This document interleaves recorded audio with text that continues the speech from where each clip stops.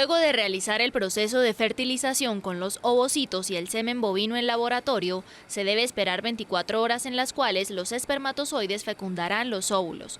Después de ese tiempo se seleccionan las estructuras que fueron fecundadas y estas son pasadas a una placa que contiene medio de cultivo.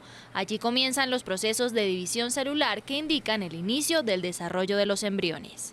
Este proceso de desarrollo empieza por medio del clivaje. El clivaje es un proceso en el cual empieza la división celular o mitosis. Entonces, estas estructuras que fueron fecundadas empiezan a dividirse en blastómeras. Empieza primero la división de 2 blastómeras, 4 blastómeras, 8 blastómeras hasta 16 blastómeras. Las 16 blastómeras se encuentran en el día 3 de cultivo, es decir, 3 días después de realizado el cultivo nosotros hacemos un proceso de selección llamado clivaje o día 3, en donde hacemos una selección de esos ovocitos que llegaron y que se fertilizaron, cuáles fueron fecundados por los espermatozoides y empezaron este proceso de desarrollo embrionario. En ese punto se procede a dejar las uniones que sí realizaron la división celular y se desecha lo que definitivamente no fue fecundado. Luego de esta selección, el material genético entra nuevamente a las incubadoras, donde van a permanecer 3 días más. En el día 6 de cultivo realizamos un proceso llamado previsión, en el cual de estas estructuras que clivaron hacemos un conteo de cuáles ya son embriones tempranos.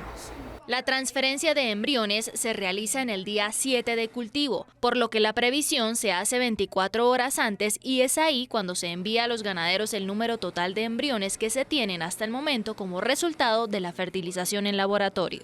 Si los embriones van a transferirse en una finca cercana acá al laboratorio, se entregan ese mismo día 7 en pajillas ya para la transferencia.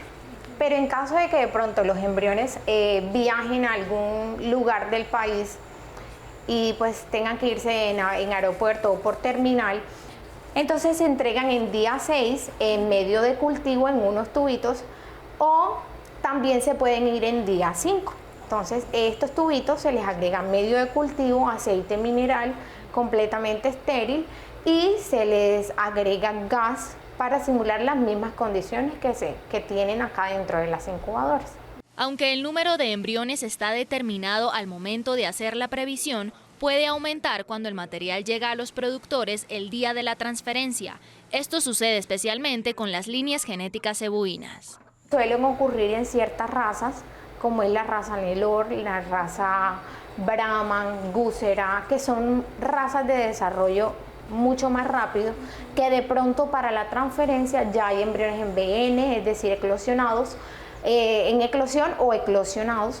Entonces todas estas observaciones se hacen dentro del protocolo, se transfieren, igual son embriones, también tienen una tasa de preñez, o sea, son perfectamente transferibles. En caso de haber más embriones de los necesarios para el número de receptoras sincronizadas en la finca, existe la posibilidad de aplicar la técnica de congelación directa en el laboratorio para evitar la pérdida de este material genético.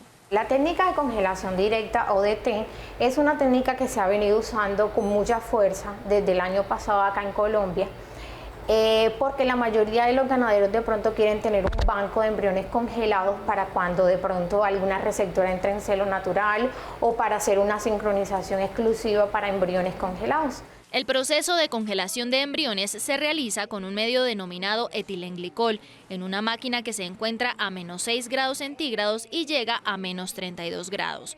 Una vez se ha pasado la curva de congelamiento, los embriones pasan a los termos de nitrógeno, en donde pueden ser conservados en perfecto estado el tiempo que los productores dispongan para realizar las próximas transferencias.